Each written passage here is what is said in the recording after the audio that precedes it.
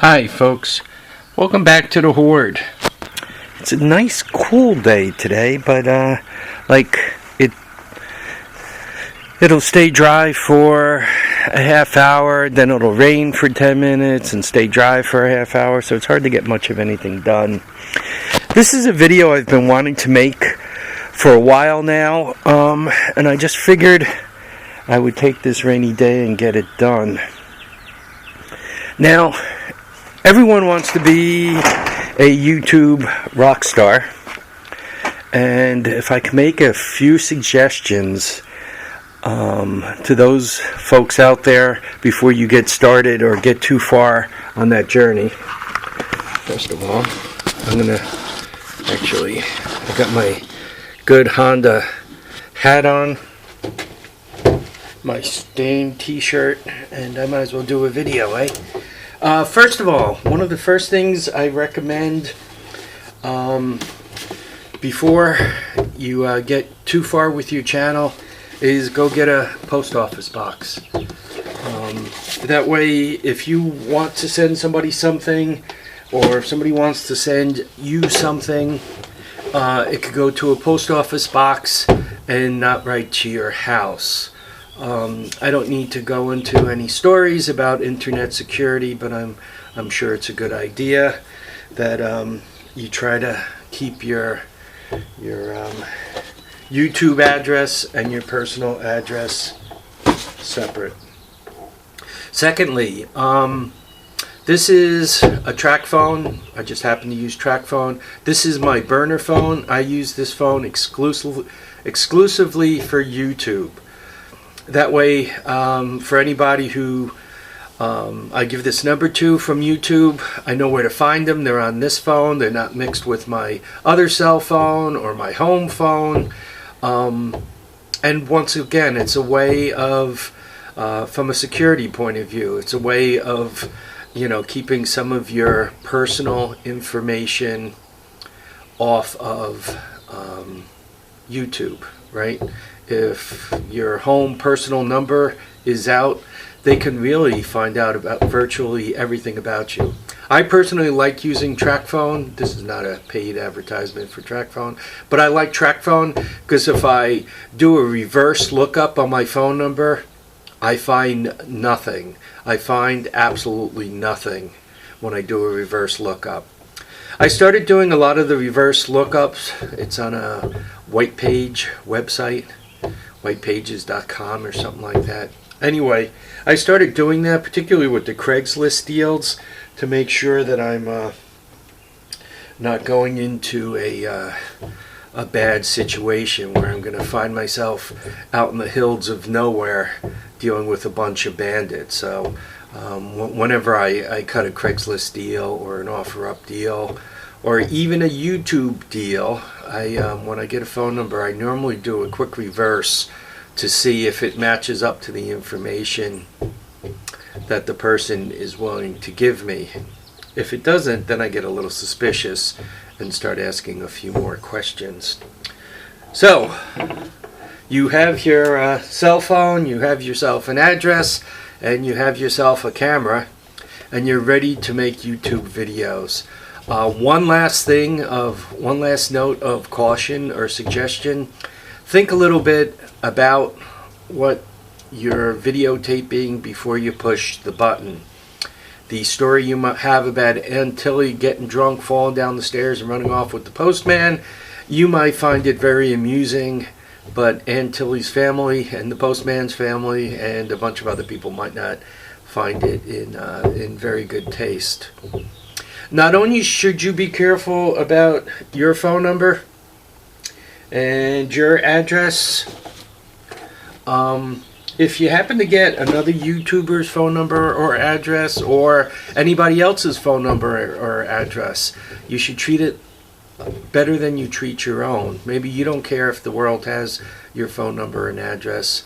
If you're aware of another YouTuber's phone number and address, you should really protect it.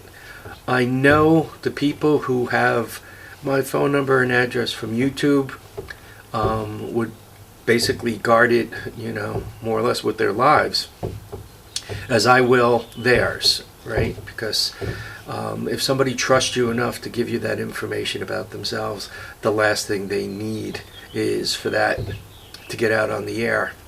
And lastly, and back to the camera and Aunt Tilly, if you're familiar with some stuff going on with other YouTubers, be careful what you put out there.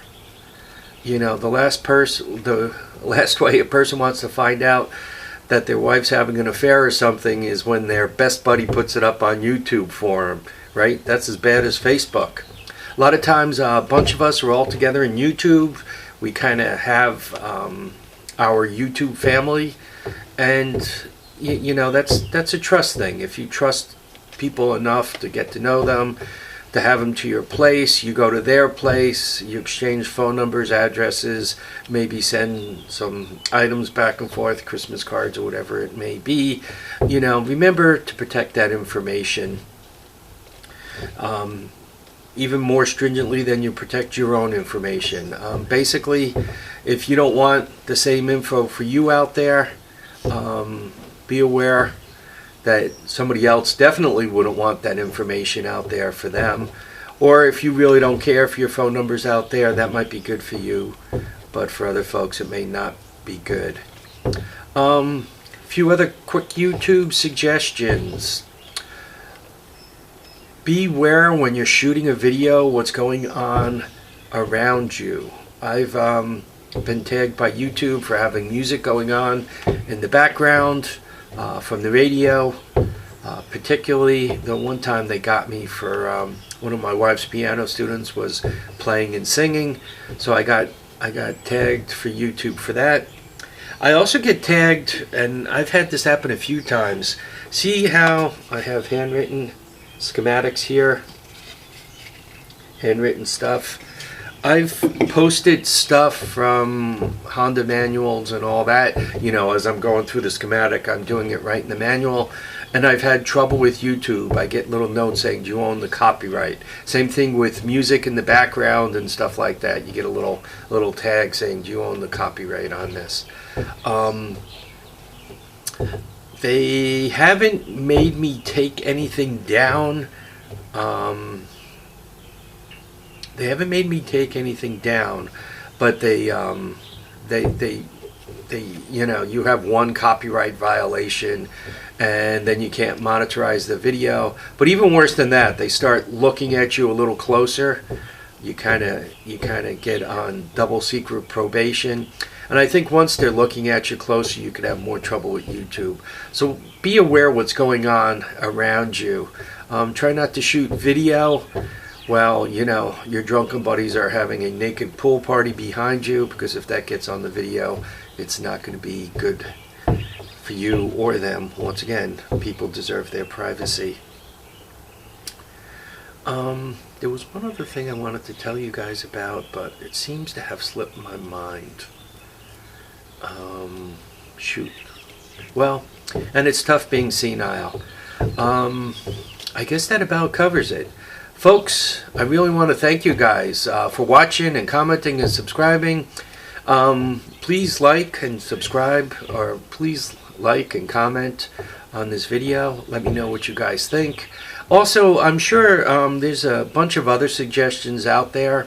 They kind of move more to the second order of YouTube suggestions, like have better light, use the right words when you're describing a Kickstarter stub or something like that.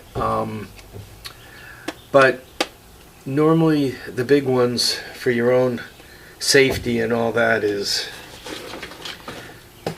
addresses